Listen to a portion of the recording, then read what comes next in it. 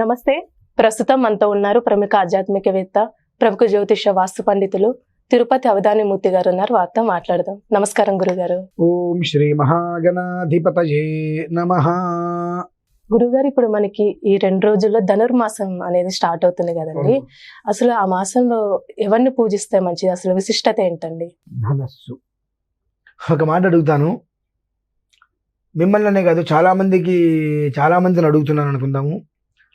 మనకు 2 మాసాలు తెలుసు కదా, ఒకటి ధనుర్మాసము, ఒకటి సంక్రాంతి.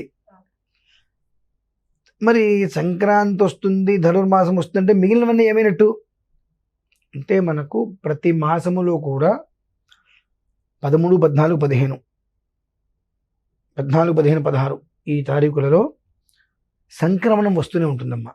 ప్రతి నెలలో కూడా వస్తుంది. ఇప్పుడు మనం మకర సంక్రాంతి అంటాం, అంటే మకరంలోకి రవి వెళ్తాడు, తర్వాత కుంభంలోకి వస్తాడు, తర్వాత మీనంలోకి వస్తాడు.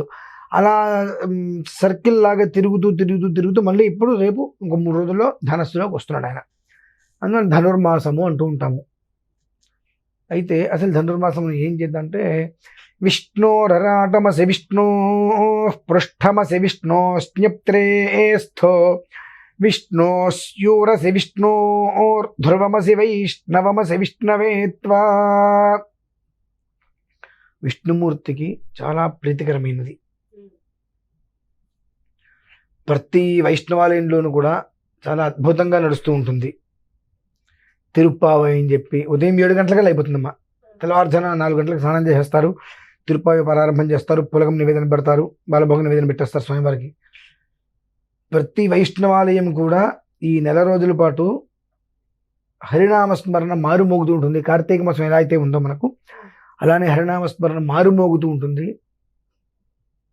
ఎక్కడ చూసినా విష్ణుమూర్తి దేదీప్యమానంగా ప్రకాశిస్తూ కనిపిస్తాడు మనకు. అంత విశేషమైంది ధనుర్మాసం. మనకి ఏం కావాలి? మనిషి జీవితంలో ఏదున్నా లేకపోయినా డబ్బు కావాలి కదా. మనిషికి కావాల్సింది జీవితంలో తృప్తి కావాలి. ఎంత డబ్బున్నా తృప్తి లేకపోతే ఉపయోగం లేదు. ఆ తృప్తి అనేటువంటిది ఉంటే చక్కటి ఆరోగ్యం ఉంటుంది, ఆయుష్ ఉంటుంది, ఐశ్వర్యం అన్ని నిలబడి ఉంటాయి. అసంతృప్తిగా ఉన్నప్పుడు ఏది ఉన్నా మన దగ్గర ఏడిపోయి తప్ప ఏమి ఉండదు. ఆ తృప్తి అనేటువంటిది ఆ ఒక్క భక్త రక్షకుడు, దయామయుడు, ఆర్తత్రాణ పరాయణుడు అయినటువంటి శ్రీ మహావిష్ణువు ఎవరైతే ఆయన్ని ఆ విధానాన్ని అనుసరించి కొలుస్తారో వారికి ఆ ఒక్క సంతృప్తి అనేటువంటిది వరప్రసాదంగా ఇస్తాడు.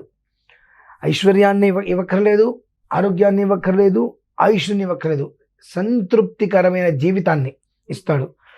ఆ సంతృప్తి అనేటువంటిది ఉంటే ఒక గ్లాసుడు నీళ్ళు తాగినా అమ్మాయి చాలా తృప్తిగా ఉందనుకుంటాం. ఆ తృప్తి లేకపోతే గ్లాసుడు బూస్ట్ తాగినా లోపల మాత్రం ఇంకొకటి తాగుతుంటే నాకు వచ్చేస్తుంటుంది. అది లేని జీవితం భగవంతుడు ప్రసాదిస్తాడమ్మా. దీనికి వీళ్ళు ఏం చెయ్యాలి? విశేషంగా ఏదో చేయాలని అవసరం లేదు.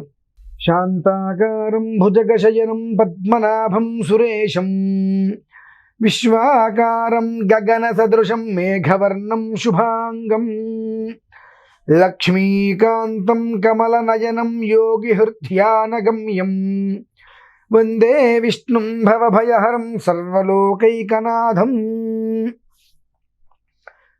స్వామివారికి సంబంధించింది విష్ణు సహస్రనామం లేదా ఏదో ఒకటి, ఓం నమో నారాయణాయ, కేవలం ఈ అక్షరమైనా సరే ఒకటి చక్కగా తీసుకొని మాసాంతరం నామస్మరణ, ఓం నమో నారాయణాయ, చాలా అద్భుతమైన పదం ఇది.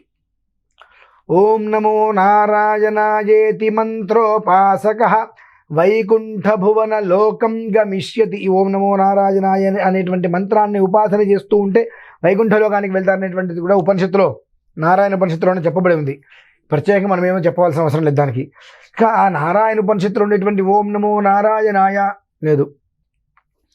వనమాలి గదీశార్ంగీ శంఖీ చక్రీ చనందకీ శ్రీమాన్ నారాయణో విష్ణు వాసుదేవోభిరక్షతు.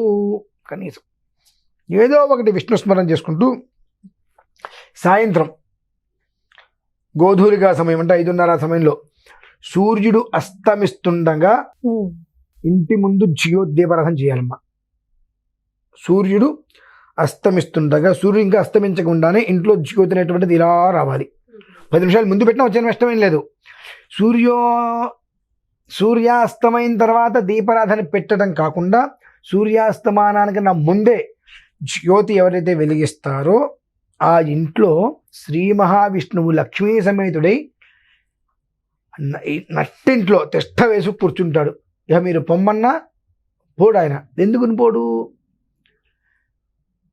జ్యోతిస్వరూపుడైనటువంటి భగవంతుణ్ణి మనం ఇంట్లో అస్తమానం అయిపోతే ఎన్నో లైట్లు వేస్తారు బయట కాంతులతోటి, కానీ అది కాదు కదా. భగవంతుడికి పని పాట లేదా అంటూ ఉంటాం మనం చూడలేదని చెప్పి. ఓరి వెధవల్లారా, ఆయన ఎన్ని పనుల్లో ఉన్నాడు. రాత్రి అయితే చంద్రుణ్ణి కాంతిగా పంపిస్తున్నాడు. మనకి ఒక టార్చ్ లైట్ వేస్తే అంత దూరమే పడుతుంది. మనం 1 కోటి రూపాయలు పెట్టి బండి కొంటే అంత దూరమే వెళ్తురు వస్తుంది, అంతకు మించి రాదు. కానీ అన్ని వేల మైళ్ళ కిలోమీటర్ల పైన ఉన్నటువంటి చంద్రుడిని తీసుకొచ్చి కిందకి వెళ్తురు నింపిస్తున్నాడు. అలా తెల్లవారేటప్పటికి సూర్యకాంతి ప్రపంచం మొత్తానికి అందిస్తున్నాడు ఆయన. పని పట్టలేదు ఆయనకి. అరే బిడ్డడు గాలి రాక శ్వాస ఆడక చచ్చిపోతాడు అని చెప్పి వాయుదేవుని పిలిచి ఊపిస్తున్నాడు. అటు ఇటు విసిరికర పెట్టుకుని ఒక రకంగా చెప్పాలంటే చెట్లను ఊపుతున్నాడు. ఏదో ఉఫ్ అని ఉత్తమం ఏదో ఒకటి చేస్తున్నాడు కదా, చేయట్లేదా? మరి ఆయన అవన్నీ చేయకుండా ఖాళీగా కూర్చున్నాడా? అంటే మనం పోసే పాలు, పంచదార, పటికి బెల్లం, జీడిపప్పు, బాదం పప్పు, పిస్తా పప్పులు ఇవన్నీ తిని కూర్చుంటున్నాడా?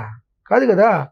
మనం ఏం పెట్టినా ఆయన ఆ విసనగర్ర పక్కన పెట్టి ఒక 2 నిమిషాలు తినే ప్రయత్నం చేద్దాం అనుకుంటే ఆ 2 నిమిషాలు స్తంభించకపోతే ఒక్కోసారి మనకు ఎలా ఉంటుందో తెలుస్తుంది. ఊపిరాడకపోతే ఒక్క క్షణం మనకు ఎలా ఉంటుందో తెలుస్తూనే ఉంటుంది. అందువలన ఆయన చూపిస్తే నేను తిన్నట్టు ఫీల్ అవుతానన్నా నువ్వు తినయ్యా అని చెప్పి మనం పెట్టింది మనకే ఇస్తూ ఆ చెట్లని విసనగర పెట్టి గట్టిగా ఊపుతుంటే ఆ ఈ గాలికి చెట్లు ఊగుతూ ఆ శ్వాస మనకు వస్తూ సూర్య చంద్రుణ్ణి కిందకి తీసుకుని వస్తూ వర్ష రూపంలో కరుణిస్తూ ఇవన్నీ ఖాళీగా కూర్చుని చేస్తున్నాడా?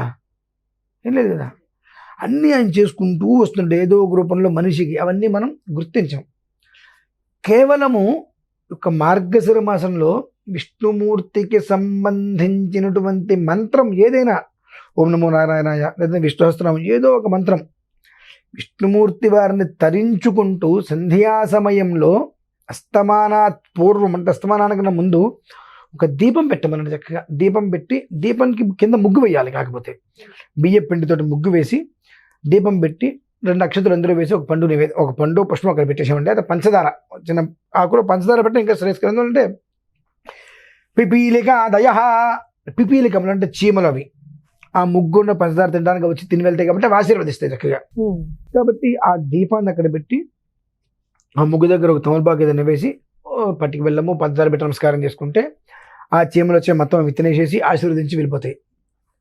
ఖచ్చితంగా లక్ష్మీ సమేతుడైనటువంటి విష్ణుమూర్తి స్వామివారు ఆ నట్టింటో దేదీప్యమానంగా ప్రకాశిస్తూ స్థిరో భవ వరదో భవ సుముఖో భవ సుప్రసన్నో భవ స్థిరాసనం కురు అలా కూర్చుండిపోతాడమ్మా.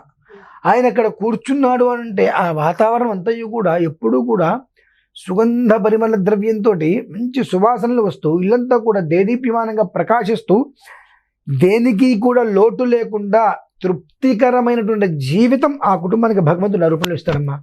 అందువల్లనే మనకు కార్తీక మాసంలో ఈశ్వరుడికి 24 గంటలు నెత్తి మీద అభిషేకం చేస్తున్నట్టే విష్ణుమూర్తికి అంత పచ్చకర్పూరం చేతిలో ఉంటే చాలా సంతోషపడతాడు. తులసీదళం పచ్చకర్పూరం ఏమయ్యా తులసీదళం ఏమయ్యా పచ్చకర్పూరం సంతోషపడిపోతాడు ఆయన.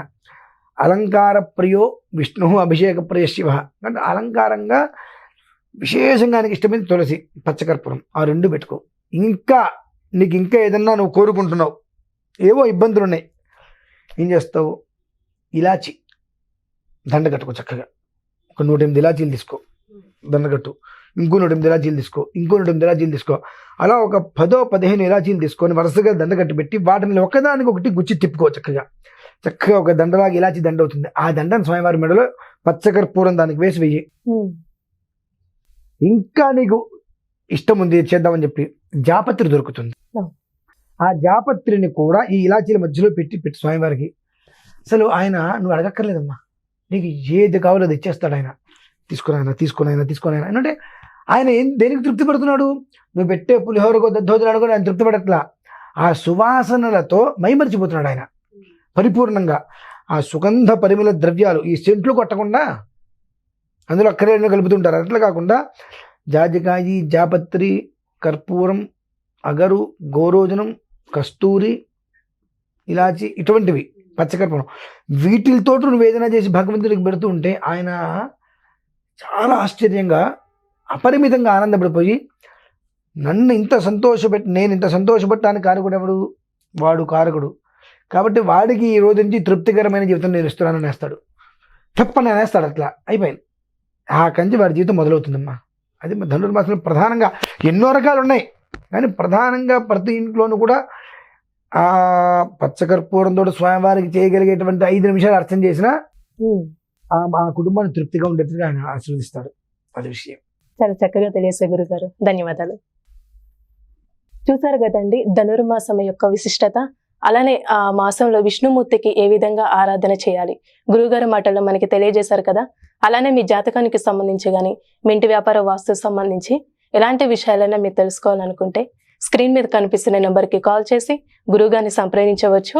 ఇలాంటి విశేషమైన అంశాలతో మళ్ళీ మీ ముందుంటాను. ధన్యవాదాలు.